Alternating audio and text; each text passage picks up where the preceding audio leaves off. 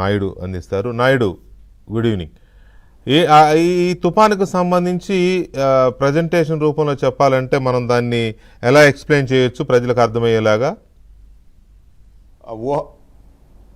అంటే చాలామందికి ఒక ఊహాగానం ఉంటుంది. నార్మల్గా సైక్లోన్ అనేటప్పుడు దాని ఐ ఏరియా దాదాపు 30 నుంచి 50 కిలోమీటర్లు ఉంటుంది. అది క్రాస్ అయ్యే ప్రాంతం కొన్నిసార్లు దాని వెలాసిటీని బట్టి అది 100 కిలోమీటర్ల వరకు ఉంటుంది. బట్ అది క్రాస్ అయ్యేది మెయిన్ పాయింట్ని ఒక ఏరియాని స్పెసిఫిక్గా తీసుకొని దాని నుంచి క్రాస్ అవుతుందని చెప్తారు. బట్ అది క్రాస్ అయ్యేటప్పుడు ఆ ఒక్క ఊరిలోనే ఉండదు. అక్కడ ఉండేటువంటి దాదాపు అక్కడి నుంచి 30-40 కిలోమీటర్లు పైబడి ఉన్నటువంటి ప్రాంతం కావచ్చు, కొన్నిసార్లు 50 కిలోమీటర్లు ఉంటుంది. సో ఆ రేడియస్లో అంతా వెళ్తుంది. అందుకోసమనే చాలామందికి ఏంటంటే నార్మల్గా ఇప్పుడు ఉన్నటువంటి సైక్లోన్ ట్రాక్ వేవ్ని చాలామంది ఇన్ఫ్లుయెన్సర్స్ కానీ మిగతా వాళ్ళు కానీ చూసి పెరిఫరల్ ఏరియాస్ అంటారు. అంటే నార్మల్గా 3 లెవెల్స్లో ఉంటుంది. ఐ ఏరియా ఒకటి, ఐ ఏరియా బయట ఒకటి, దాని తర్వాత ఇంకో 3 ఏరియా. ఈ ఏరియాస్ని బట్టి విండ్ ఉంటుంది. మిడిల్లో ఉన్నటువంటి ఇప్పుడు దాదాపు వాతావరణ శాఖ చెప్పిన దాని ప్రకారంగా 90 నుంచి 100, 100 నుంచి 110.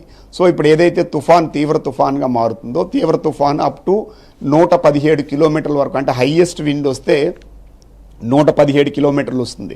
అది దాటి వెళ్ళటానికి ఆస్కారం లేదు. అది సివియారిటీ పెరిగే కొద్ది విండు అనేది పెరుగుతుంది. అయితే మనం 180-190 కిలోమీటర్ల వేగం కూడా చూసాం కదా, రైట్ సైడ్ వెళ్ళిపోతుంది.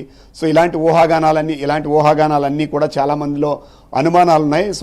డైరెక్షన్లో ఎలాంటి మార్పు ప్రస్తుతానికైతే లేదు. కానీ కొన్నిసార్లు సందర్భాన్ని బట్టి దీన్ని బట్టి కూడా అది చేంజ్ అవుతూ ఉంటుంది. కానీ నార్మల్గా చేంజ్ అవ్వడానికి ప్రస్తుతానికైతే ఎలాంటి ఆస్కారం లేదనేది వాతావరణ నిపుణులు అయితే చెప్తున్నటువంటి పరిస్థితి అయితే కనిపిస్తుంది.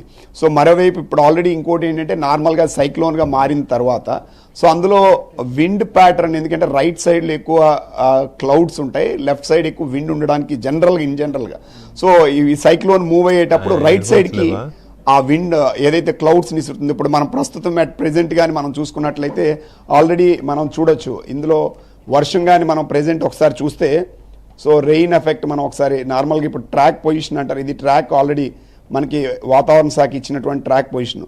ఈ ట్రాక్ పొజిషన్స్లో విండ్ చూడొచ్చు. ఈ మధ్యలో ఒక మనకి ఏరియా ఒకటి కనిపిస్తుంది, ఈ ఏదైతే ఉందో దీంట్లో హైయెస్ట్ విండ్ ఉంటుంది.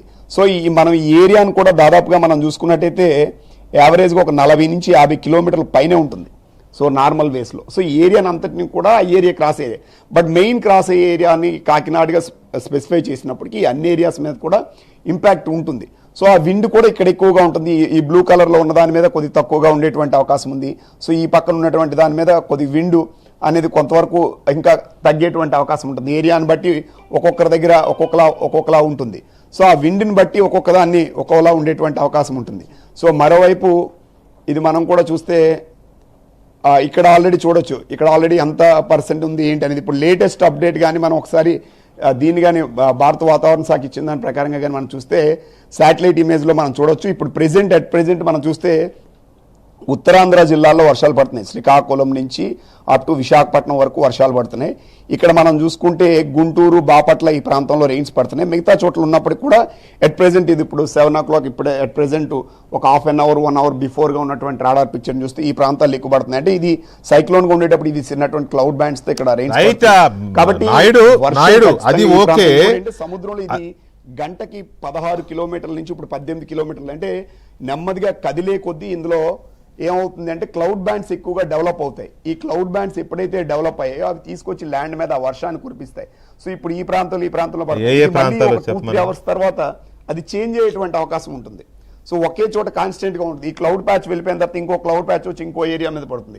కాబట్టి ఇప్పుడు ఎక్కువ శాతం, ఎందుకంటే నిన్న ఆల్రెడీ ఐఎండీ ప్రకటించిన దాని ప్రకారం కూడా రేపు ఎక్కువగా ఉన్నటువంటి ఏరియాలను మనం చూస్తే ఈ ప్రాంతాల మీద ఎక్కువగా మనకి కనిపించేటువంటి అవకాశం అయితే మనకు కనిపిస్తుంది అనేది స్పష్టంగా చెప్పొచ్చు. ఎక్కువగా కనిపిస్తుందని చెప్పొచ్చు. ఇది మనకి ప్రస్తుతం ఉన్నటువంటి ఇది. వెంకటకృష్ణ గారు, నాయుడు, ఏ జిల్లాల మీద దీని ఇంపాక్ట్ చాలా ఎక్కువగా ఉండే ప్రమాదం ఉంది అనేది ప్రభుత్వం కొన్నిటికి రెడ్ అలర్ట్, కొన్నిటికి ఆరెంజ్ అలర్ట్, కొన్నిటికి ఎల్లో అలర్ట్ ఇస్తోంది కదా. వాతావరణ శాఖ చెప్తున్న దాని ప్రకారం ఇది ఇంచుమించు హుదూద్ రేంజ్లో ఉండే అవకాశం ఉంది అంటున్నారు. దాని మీద ఏమన్నా క్లారిటీ ఉందా? అంటే హుదూద్ రేంజ్